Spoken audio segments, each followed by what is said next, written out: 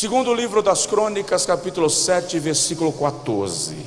Você poderia ficar em pé?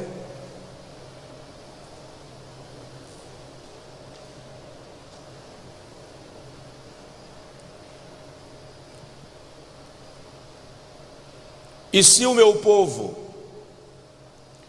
que se chama pelo meu nome, se humilhar e orar e buscar a minha face e se converter dos seus maus caminhos, então eu ouvirei dos céus, perdoarei os seus pecados e sararei a sua terra. E se o meu povo, que se chama pelo meu nome, se humilhar e orar e buscar a minha face e se converter dos seus maus caminhos, então eu ouvirei dos céus. Essa frase, se a gente entendesse, a gente não ficaria calado.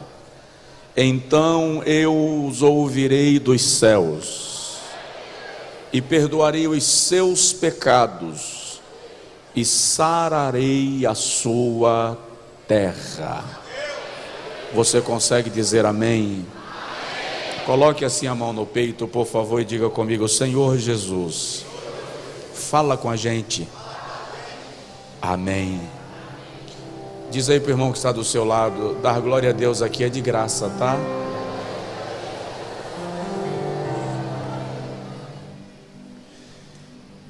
Na campanha dos 12 cestos deste ano,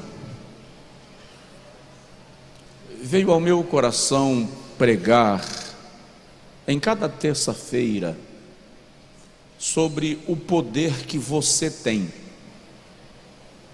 O poder que você tem.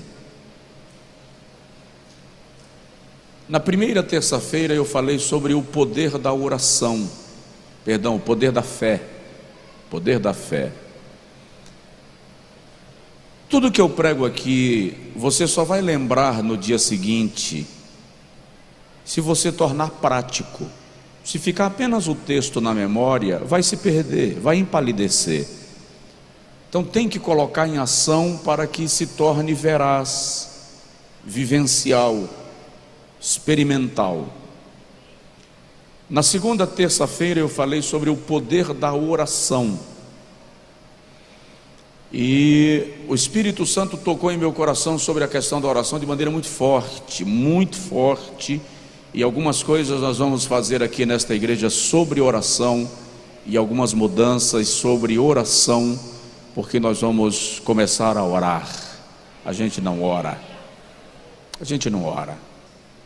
Hoje eu quero falar um pouco sobre o poder do arrependimento. Me vieram alguns temas para hoje à noite, mas em minha alma eu compreendi que eu não poderia falar de nenhum dos outros antes de falar sobre a experiência do arrependimento, porque é essa experiência que nos leva a uma aproximação de Deus, a um alinhamento com a natureza de Deus e com o seu propósito para a nossa vida. E lendo esse texto, fui perceber que Salomão está concluindo a construção do templo. Na verdade, a palavra hebraica para o templo que Salomão construiu é palácio. O que Salomão construiu para Deus não foi apenas um templo, foi um palácio. Lugar onde o Senhor exerceria o seu reinado, a sua presença, o seu governo pleno. A oração de Salomão, você está me ouvindo bem? Diga amém. A oração de Salomão no dia da inauguração do templo começa no capítulo 6 do segundo livro das Crônicas, vai até o capítulo 7, é uma oração extensa. E em toda a oração, Salomão está pedindo a bênção de Deus sobre Jerusalém e sobre Israel. Quando você lê lá em Daniel capítulo 6, que Daniel orava com as janelas abertas, voltadas para Jerusalém, talvez você não compreenda, mas no dia da inauguração do templo, Salomão ora e diz assim: Senhor, se o teu povo pecar, e o Senhor lhes enviar ou lhes desterrar em cativeiro, se eles orarem a ti, desde a terra para onde o Senhor os levar, com as portas voltadas para esta casa, ouve desde os céus e perdoa. É por isso que Daniel, lá na Babilônia, ora com as janelas abertas, voltadas para Jerusalém, porque a oração de Salomão ecoou até os dias de Daniel.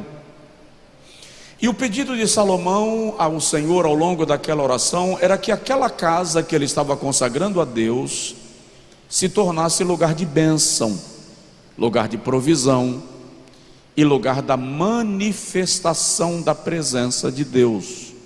Ao longo de todo o texto, Salomão pede ao Senhor a bênção sobre a terra de Israel. E quando ele termina de orar, o Senhor então se manifesta e começa a conversar com ele, porque oração não é monólogo, oração é diálogo. Diga comigo, oração é diálogo.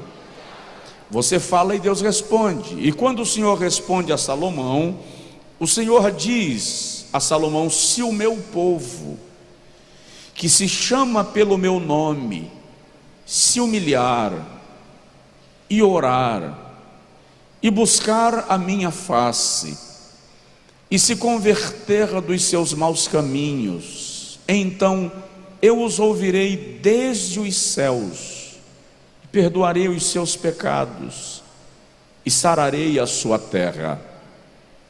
Note que o Senhor fala de arrependimento e conversão, e o Senhor fala de perdão e restauração.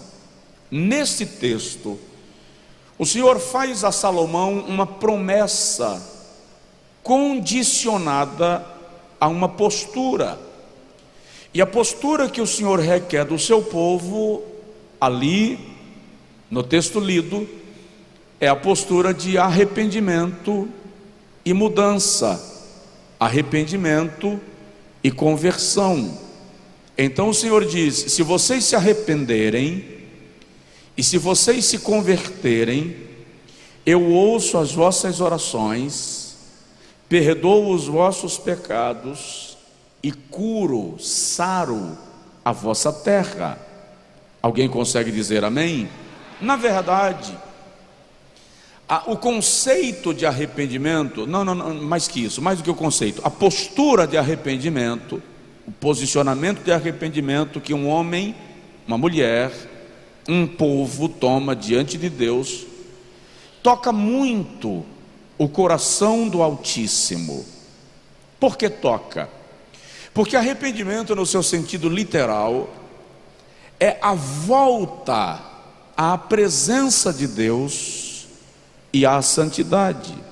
E isso toca o coração de Deus, porque se eu desejo voltar para Deus e a santidade de Deus, significa que eu sinto saudade da sua comunhão, eu sinto necessidade do relacionamento com Ele. Isto toca o coração do Senhor.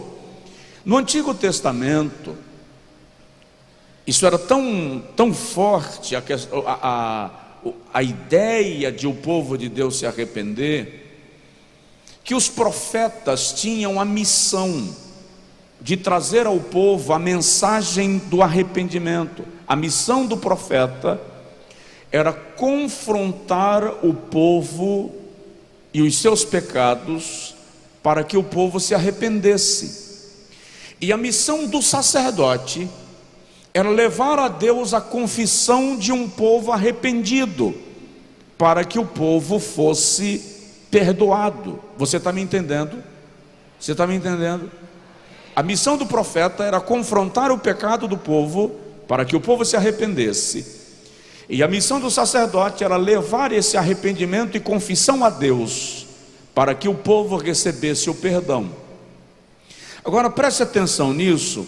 O profetismo bíblico veterotestamentário é tão carregado de mensagens e palavras de arrependimento, que aqui e acolá nós encontramos alguns profetas apelando para situações muito extremas, para fazer o povo de Israel entender a necessidade de arrependimento. Vou repetir: o profetismo bíblico veterotestamentário é tão carregado de mensagem de arrependimento que muitas vezes os profetas apelavam para situações extremas para retratar a necessidade de o povo se arrepender. Vou dar 2 exemplos apenas. Por exemplo, Isaías capítulo 20, versículo 3, vai mostrar para nós que o profeta Isaías andou durante 3 anos e meio nu. A expressão claramente sugere as costas nuas, a parte de trás despida. Isaías estava expondo a sua nudez, a sua vergonha, durante 3 anos e meio. Parecia uma loucura. Aliás, Isaías foi chamado de doido, inclusive no período, variou, endoidou. O profeta está andando nu, o profeta perdeu o juízo. Mas na verdade era para mostrar a Judá o que lhe ocorreria quando viesse o cativeiro. Israel seria exposto à vergonha. Um outro profeta que apelou por orientação divina para uma situação bastante extrema foi o profeta Ezequiel. No capítulo 4, salvo engano, do versículo 9 até o versículo 14, a Bíblia mostra para nós que Deus mandou Ezequiel fazer torta de fezes. Eu estou sendo bem discreto, tá?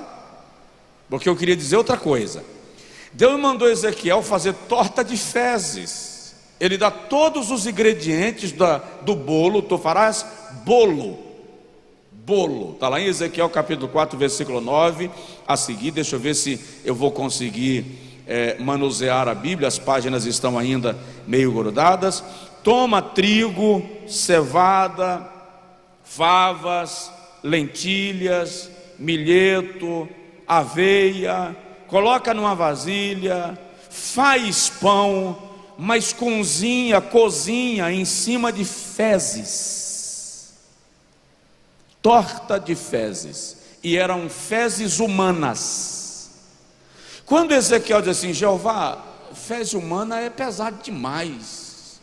Aí o Senhor diz: tá, então coloca fezes de animal, mas você vai fazer o bolo cozido em cima delas. Para quê? Para expressar a Judá a necessidade de arrependimento. Eu estou vendo vocês com a cara de quem comeu e não gostou. Calma lá, é Ezequiel. É Ezequiel que vai comer a torta. Tem irmão que está com a cara assim, tá? Mas era para expressar a necessidade de arrependimento, de conversão e de humilhação. É muito sério esse tema na Bíblia Sagrada, tão sério quanto importante. E é interessante observar que quando a gente chega no Novo Testamento, o Novo Testamento já começa com uma mensagem de arrependimento. A pregação de João Batista tinha uma palavra só: metanoia. Diga comigo, metanoia. Fala direitinho, metanoia. Metanoia não é remorso. Metanoia é arrependimento. E literalmente, metanoia ou arrependimento significa mudança de natureza. Mudança de natureza. o que implica mudança completa de postura, de vida, de comportamento. Isso é arrependimento. Então a mensagem de João Batista é: arrependei-vos. E quando alguém vem para ele tentando ludibriá-lo, bajulá-lo, ele diz assim: ô bando de víboras, raça de víboras, quem vos ensinou a fugir da ira futura? Quando Jesus começa a pregar, Mateus 4,17, a mensagem de Jesus é a mensagem de arrependimento. Arrependei-vos, porque é chegado o reino de Deus. Eu estou lhe falando sobre o poder do arrependimento. Arrependei-vos, porque é chegado o reino de Deus. E os apóstolos assimilam esta concepção, esta ideia, e a mensagem dos apóstolos é a mensagem de arrependimento. Atos 3,19, Pedro diz: arrependei-vos e convertei-vos, para que venha o tempo do refrigério. Eu vou repetir esse texto: arrependei-vos e convertei-vos, para que venha o tempo do refrigério.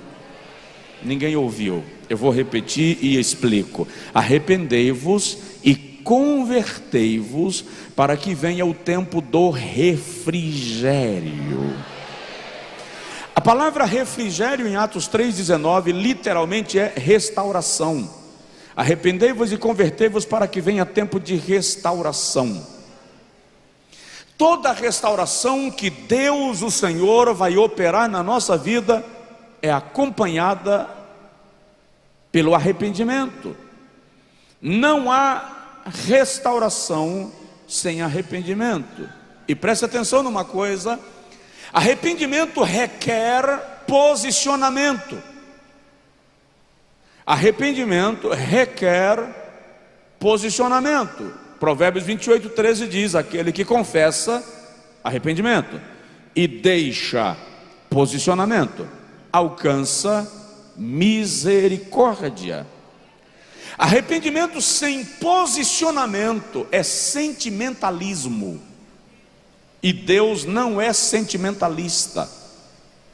Então, quando eu me arrependo, subentende-se que eu devo me posicionar acerca disso ou daquilo. Por outro lado, posicionamento sem arrependimento é racionalismo, e também não resolve o problema. Se eu decido abandonar algo pelo simples fato de que me incomoda, não quero mais, sei que é errado, mas não me arrependo, eu me posicionei, mas não me arrependi, portanto, também não opera em mim a ação do Espírito Santo, porque arrependimento não é sentimentalismo, nem é racionalismo. Arrependimento é mudança, transformação, é a operação de Deus dentro de nós, fazendo com que a nossa rota seja redirecionada. Alguém aqui me ouviu? Alguém aqui consegue dizer amém?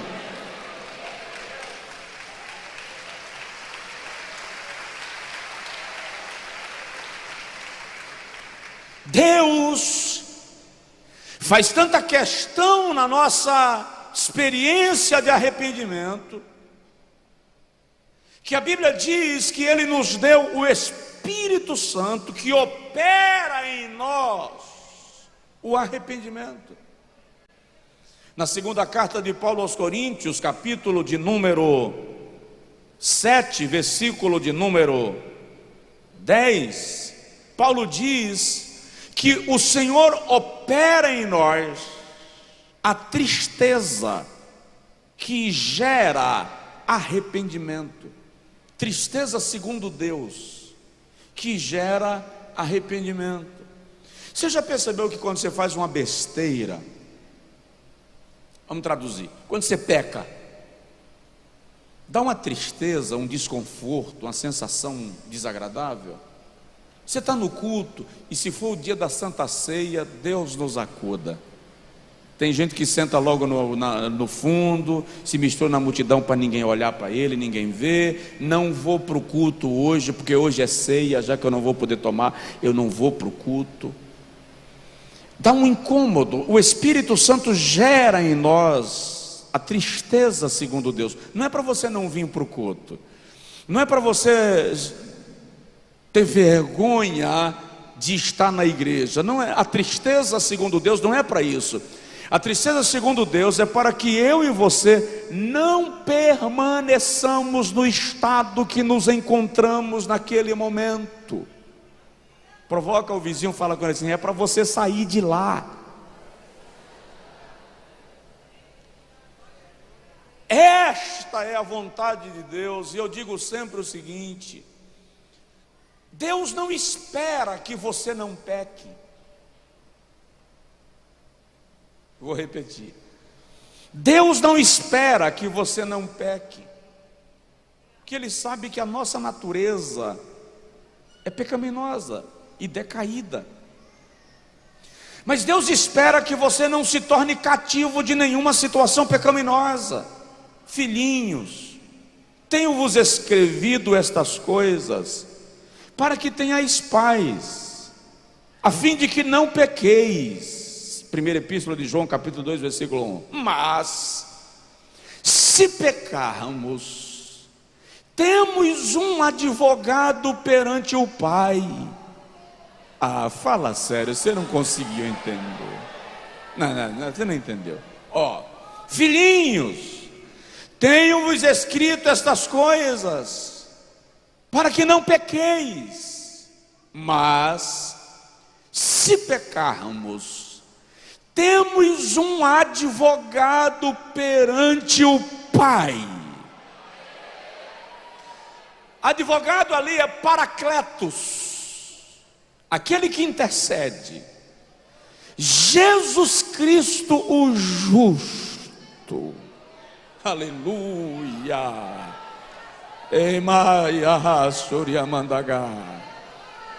Olha só, Apocalipse 12, 9 e 10. Já está preso o acusador dos nossos irmãos, o qual os acusavam de dia e de noite diante de Deus.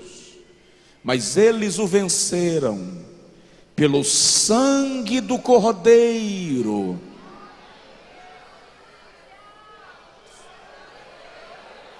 Você tem que entender a Bíblia, você precisa entender a Bíblia. Está preso aquele que nos acusava de dia e de noite diante de Deus, mas nós o vencemos.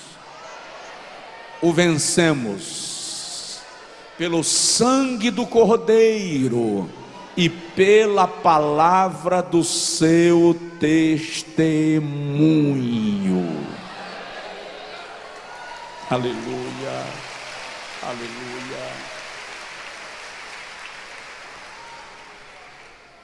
Agora, qual é o poder do arrependimento na minha vida? Primeiro, arrependimento gera transformação. Quando o arrependimento é genuíno, alguma coisa vai mudar na sua postura de vida. Se arrependimento é metanoia, e metanoia significa mudança de natureza, está relacionado a metamorfos, que dá a ideia de mudança de natureza, transformação, ou passar por um processo de transição para se tornar semelhante a. Isso é arrependimento. Significa dizer que quando eu experimento arrependimento, aquela situação que me escravizou até então não me escravizará mais. O arrependimento anula o poder do pecado sobre a tua vida, porque quando você se arrepende, aquela situação não te aprisiona mais. Isaías capítulo 6, versículo de número 1 diz assim: no ano em que morreu o rei Uzias, eu vi o Senhor sentado num alto e sublime trono, e a orla do seu manto cobria os umbrais da casa, e a casa se encheu de fumaça. E Isaías dizia: eu vi serafins. A palavra serafins significa ardentes, aquele que está em chamas. E eu vi serafins que com duas asas cobriam os rostos, reverência ao Todo-Poderoso. Com duas asas cobriam os pés, reverência à missão da igreja. E com duas asas voavam, pressa, celeridade em cumprir a vontade de Deus, e diziam: Santo, Santo, Santo é o Senhor dos exércitos. Levante a sua mão assim comigo, por favor, e diga comigo, vamos juntos: Santo, Santo, Santo é o Senhor dos exércitos. Toda a terra está cheia da sua glória.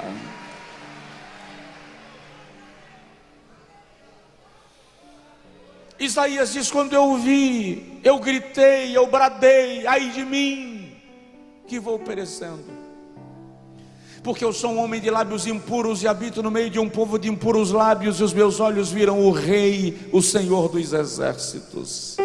Isaías diz que quando ele gritou, um serafim voou ao altar, e com uma tenaz pegou uma brasa, veio ao seu encontro, tocou-lhe os lábios e disse: eis que o teu pecado é perdoado, e a tua iniquidade é tirada, removida.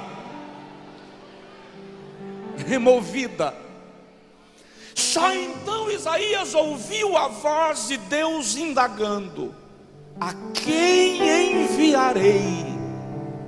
E quem há de ir por nós? É por isso que Isaías responde: eis-me aqui, envia-me a mim. Se o arrependimento não gerou em sua vida uma mudança acerca dessa situação, então o arrependimento não aconteceu ainda. O arrependimento vai te levar a uma experiência de transformação, vai mudar você. Aquela situação já não terá poder sobre a sua vida, já não terá controle sobre você. Você será transformado, mudado. A operação do Espírito Santo vai fazer de mim e de você uma criatura nova, uma nova criatura. Provoca o vizinho de leve e fala com ele: você está em processo de mudança. Você está em processo de mudança. Você está mudando. Você está mudando. Você está mudando. Deixa eu agilizar. Segundo lugar, o arrependimento anula uma sentença. O arrependimento anula uma sentença. Uma sentença de morte, uma sentença de destruição é anulada pelo arrependimento. Sepultura é fechada. Eu declaro nesta noite, em nome de Jesus, laços quebrados, sepultura fechada, sentença anulada pelo poder do arrependimento. Aleluia. O Senhor chama Jonas e diz assim: vai a Nínive e profetiza contra ela, porque a sua iniquidade chegou até mim. Nínive é a capital da Síria. A Síria é o império mundial da época, conhecido por sua tirania, por sua crueldade, por sua frieza. Os soldados sírios, quando invadiam as nações, empalavam os seus soldados, rasgavam o ventre das mulheres, violentavam as mulheres. A Síria já havia destruído os reinos que ficavam atrás de Israel e está marchando contra Israel. Nínive é a capital, uma cidade de aproximadamente 600 mil habitantes, com a maior biblioteca do mundo antigo. E o Senhor diz a Jonas: agora vai a Nínive e profetiza contra ela, porque a sua iniquidade chegou até mim. Fala sério. Nínive é a capital de um império que está vindo para destruir a minha nação. Eu vou lá pregar para eles, para que eles se arrependam e o Senhor os salve. O raciocínio de Jonas é esse: vou não, eu prefiro que o Senhor os mate. Se eu analisar a postura de Jonas sob a perspectiva do patriotismo, Jonas tinha total razão em fugir. Aliás, ele estava se colocando como herói. Ele está dizendo: eu perco a minha vida e quiçá a minha salvação, mas eu salvo a minha pátria. Só que Deus pensa diferente.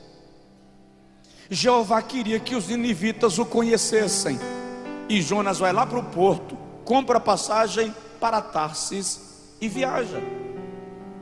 Depois de uns dias de viagem, Jeová olha para Jonas e diz assim: ô Jonas, está mudando a rota, está fora do meu mapa, desobedeceu meu GPS, eu vou reprogramar a viagem. E a Bíblia diz em Isaías 11 que o Senhor segura o vento no punho da sua mão. Eu vou repetir, está escrito em Isaías 11 que o Senhor segura o vento no punho da sua mão. E está escrito que quando Ele abre a mão, o vento sopra e os mares se movem. Quando Jeová abriu a mão, o vento soprou e o navio começou a despedaçar, e começa a jogar as cargas fora, e o fugitivo está dormindo. Quando não tinha mais o que jogar fora no convés do navio, descem ao porão. Lá está um estranho dorminhoco. E alguém diz para o camarada: acorda, meu, a gente está morrendo, está despedaçando tudo, e você dormindo. E levaram o estranho para o comandante do navio, e o comandante perguntou: quem és tu? De onde vens? Para onde vais? Qual é a tua terra? Quem é o teu Deus? Clama, para que porventura sejamos livres.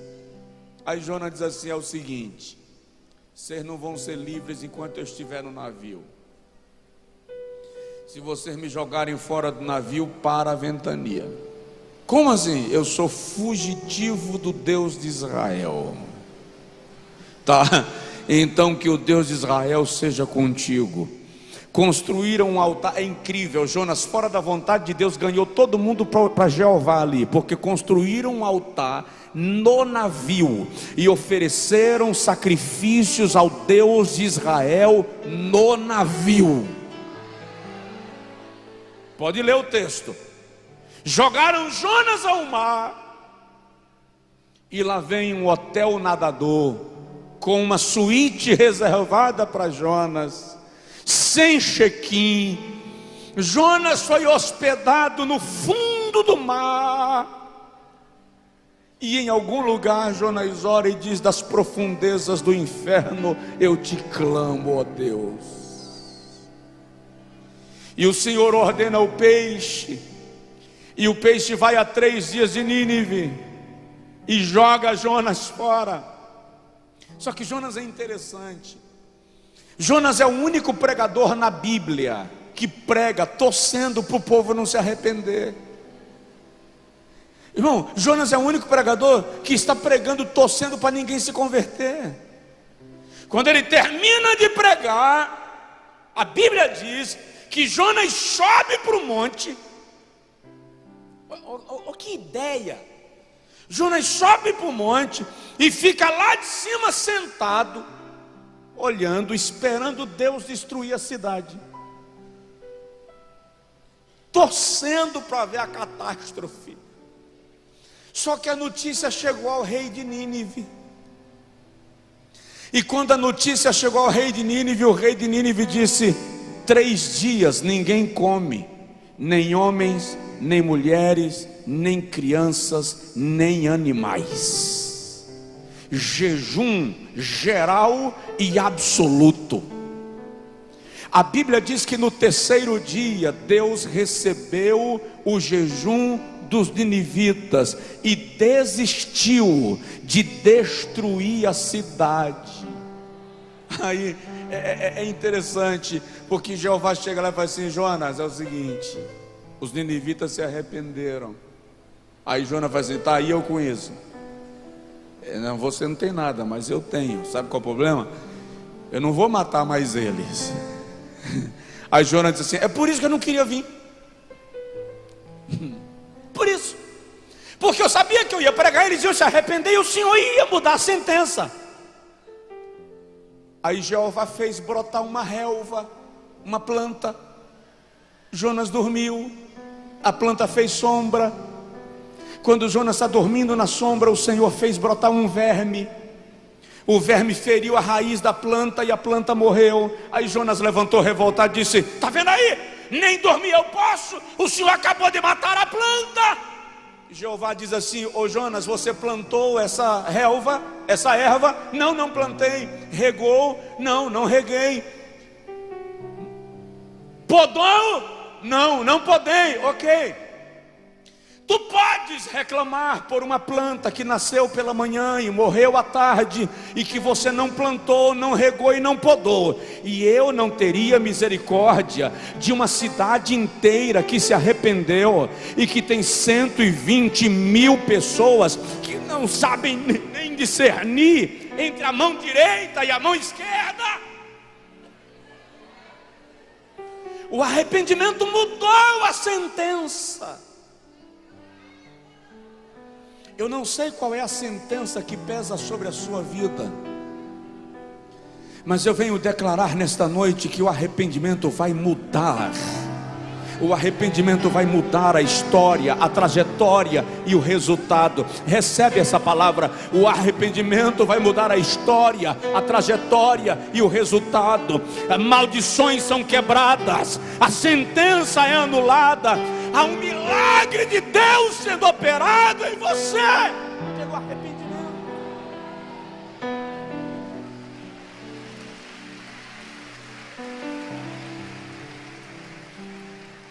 Estou tentando agilizar. Terceiro lugar, o arrependimento cria uma nova oportunidade. Eu vou repetir, ninguém ouviu. O arrependimento cria uma nova oportunidade. Tem uma irmã que ora sempre comigo. Ela mora em outro estado, é de descendência judaica, e ela sempre inicia a sua oração com uma frase que é uma tradição do judaísmo, que diz assim: ó Deus dos novos começos e das novas oportunidades, eis-me aqui outra vez. Ela sempre começa assim: ó Deus dos novos começos e das novas oportunidades, eis-me aqui outra vez. O arrependimento vai criar uma nova oportunidade para a sua vida. Eu vou concluir e vou deixar para dar sequência a esse assunto na próxima terça-feira, para a gente não passar muito horário. E eu não quero atropelar o assunto, eu não quero sair passando por cima aí de qualquer maneira. Mas olha, deixa eu concluir com esse raciocínio. Davi tem aproximadamente 40 a 44 anos. Agora ele é rei de Israel, sobre as 12 tribos, e está havendo uma guerra de Israel. Davi não foi à guerra. Presta atenção, é um perigo quando você não se envolve com a igreja. Davi ficou em casa. É um perigo quando você não se envolve com os desafios da igreja, com as atividades da igreja, quando você acha que não é para você, os outros vão e eu fico. Davi ficou. E a Bíblia diz que naquele dia Davi acordou mais tarde. A fortaleza de Davi ficava no alto da cidade. E Davi, da fortaleza, dá uma olhada para Jerusalém. E em algum lugar de Jerusalém, Davi vê uma mulher bela, se banhando, se purificando. A expressão ali indica que ela havia concluído ou estava saindo do seu ciclo menstrual. Não é um banho comum, ela está vivendo um processo de purificação depois do seu período do ciclo menstrual. E quando Davi vê aquilo, ele gosta da visão e permanece olhando, e manda chamar alguém e pergunta: quem é ela? E o servo responde: Batseba, esposa de Urias, o heteu, um dos teus 36 maiores valentes. Davi diz: manda chamá-la. A mulher veio, Davi se deitou com ela, e ela concebeu, ficou grávida. Quando Davi soube que Batseba estava grávida, ele manda uma mensagem para Urias e diz a Urias: vem da guerra. E Urias veio, e Davi diz assim: vai, folga, descansa e deita-te com a tua mulher, porque tu estás há muitos dias na guerra. E Urias responde: como posso eu deitar-me com a minha mulher quando os soldados de Israel estão em campo de batalha? Olha a lealdade de Urias. Davi embebeda Urias e diz para os seus servos: leva-o bêbado para casa, porque bêbado ele entrará à sua esposa. E levaram Urias bêbado para casa. E no outro dia, quando Davi perguntou: e Urias? Alguém respondeu: dormiu bêbado na calçada, não entrou. Davi mandou chamar Urias e disse: deita-te com a tua esposa.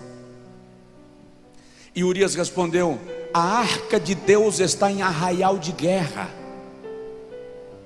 Como pode a arca do meu Senhor estar em arraial de guerra e eu me deitar para me folgar com a minha mulher? Agora mudou, porque até neste instante era a lealdade de Urias com Davi e Israel, mas agora Urias fala da sua lealdade com Deus. Como pode a arca do meu Deus estar em campo de guerra e eu estar aqui? Mudou o nível. Davi fez uma carta e mandou para Joabe, capitão do exército, dizendo: coloca Urias na frente da batalha onde for mais perigosa. Vamos traduzir: onde estiverem morrendo mais homens, porque eu quero que ele morra. E mandou a carta pelas mãos do próprio Urias. E Urias levou a sua própria sentença de morte. E a Bíblia diz que Urias morreu na guerra. E Davi chorou a morte de Urias. E a criança de Batseba nasceu filha de Davi. Uma análise cronológica sugere que a criança ainda viveu cerca de 3 anos. Davi trouxe Batseba para morar no palácio, afinal é a viúva de um dos 36 valentes. Ninguém diz nada, ninguém fala nada. É nesse período que Davi escreve o Salmo 39: enquanto eu fiquei em silêncio, os meus ossos apodreceram. Ninguém diz nada, mas aqui dentro está apodrecendo. Até que um dia o profeta chega na porta. O que ocorre? Primeiro livro de Samuel, 2 Samuel capítulo 11. O que ocorre? Ocorre que um viajante chegou na casa de um grande fazendeiro em Jerusalém. Esse fazendeiro tem muito gado, muitas ovelhas e muito rebanho, muitos servos e muitas servas. Que esse homem será executado e levado à morte. Digno de morte é esse homem. O profeta olhou para ele e disse assim: tu és o homem. O Senhor te entregou o reinado de Saul, com todas as tribos de Israel, e te deu mulheres. E se te fosse pouco o que o Senhor te havia dado, tu lhe pedirias, e ele ainda te daria mais. E tu tomastes a mulher de Urias para ti, e matastes a Urias o heteu. Quando o profeta disse isso, a Bíblia diz que Davi caiu prostrado e diz: pequei contra o Senhor. E o profeta diz: e o teu pecado já está perdoado. Na hora. Mas a espada do Senhor vai visitar a tua casa.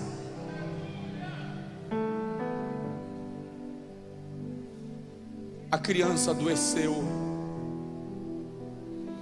E quando a criança adoeceu, Davi entrou num jejum para que a criança não morresse. Não comia, não bebia, proibiu música no palácio, não havia festa, não havia celebração, e Davi está em jejum para que a criança não morra. De repente, o médico chega e diz ao porta-voz: a criança morreu. E a Bíblia diz que eles conversavam baixinho para Davi não ouvir. Mas é incrível, quem está em jejum tem uma sensibilidade, o ouvido fica afinado. Davi ouviu os bochichos, se levantou e disse: morreu a criança? E o servo disse: sim, morreu a criança. Davi disse: tá, prepara o banho, vou tomar banho. Prepara a mesa porque eu vou jantar. E prepare a música porque hoje tem festa. E alguém disse assim: você está doido?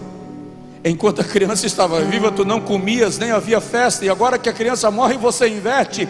Davi diz: ele morreu, a criança morreu, ela não voltará a mim, eu irei a ela. Assim quis o Senhor. E Davi retoma a sua vida pelo processo do arrependimento. E agora sim, Davi toma Batseba como sua esposa.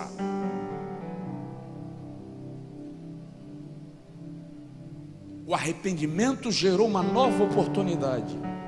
E a Bíblia diz que Batseba ficou grávida de novo e gerou um filho. E o nome dele foi Salomão. O filho que foi gerado no pecado morreu, mas o filho que foi gerado em arrependimento se tornou sucessor de Davi, porque o arrependimento gera para você uma nova oportunidade. Só quem está me entendendo, diga amém, diga glória a Deus, aplauda o nome do Senhor, aleluia. Deus vai gerar para a tua vida uma nova oportunidade. Você não entendeu? Vou repetir. Deus vai gerar para a tua vida uma nova oportunidade, um novo caminho. Uma porta vai se abrir.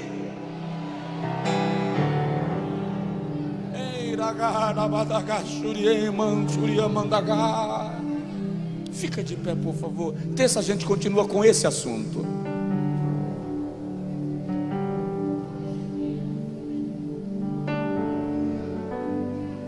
O arrependimento vai gerar uma nova oportunidade para a sua vida. Dá uma olhada no irmão do seu lado e fala com ele assim: não é o fim.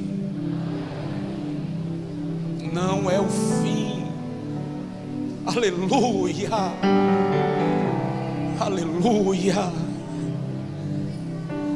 Deus cria situações novas para você.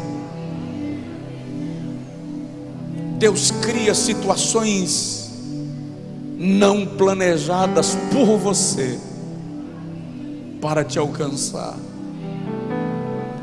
Experimenta o arrependimento, há uma nova oportunidade. Experimenta o arrependimento, há uma nova oportunidade, há um novo caminho. Deus vai gerar uma nova chance para você. Ore comigo e diz para o Senhor aí, como você desejar, é claro, mas coloca diante dele essa situação que você entende que precisa se arrepender e jogar fora. Diz para o Senhor: eu preciso de um novo caminho, de uma nova oportunidade, de um novo começo. O homem é quem fica massacrando você quando você erra. O homem é quem fica acusando você quando você erra. Deus não. Ele anula, Ele remove a nossa iniquidade. É por isso que João Batista diz acerca de Jesus: eis aqui o Cordeiro de Deus que tira, que remove o pecado do mundo. Pai, foi a tua palavra que eu preguei. Ela não precisa da minha ajuda para gerar vida. Ela não precisa do meu apelo para gerar resultado. Aplica a tua palavra no coração do teu povo. Aplica a tua palavra no coração deste homem, desta mulher, desta pessoa que cultua conosco pelo culto online. Aplica a tua palavra. Que o arrependimento, Senhor, em nossa vida gere transformação. Toma-nos, toma-nos, toma-nos, muda-nos. Que o arrependimento, Senhor, anule toda sentença, laços de morte, sepultura aberta seja fechada. Não deixa Satanás se apropriar de uma legalidade para destruir esta vida, para destruir esta casa. Senhor Jeová, Tu és o juiz dos juízes, Tu és o rei dos reis. Uma palavra Tua muda tudo. Senhor, uma palavra Tua muda tudo. Uma palavra Tua muda tudo. Senhor, gera uma nova oportunidade. Há pessoas aqui clamando por um novo começo, por um caminho novo, por uma visão de destino, de que posicionamento, de que direcionamento, de para onde ir. Tu és o Deus que não desiste de nós. Tu és o Deus que não desampara o aflito. Gera uma nova oportunidade, Senhor. Silencia Satanás, o acusador. Silencia os demônios que estão bombardeando a mente desta pessoa, dizendo para ela que não tem jeito. Silencia toda voz de destruição, toda voz contrária, seja silenciada nesta noite, em nome de Jesus Cristo.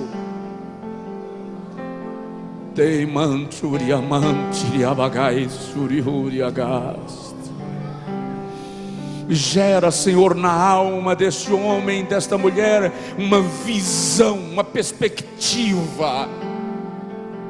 Mostra-lhe campos verdejantes, revela-lhe que o Cordeiro morreu para que nós tenhamos vida nova. Em nome de Jesus, em nome de Jesus, em nome de Jesus.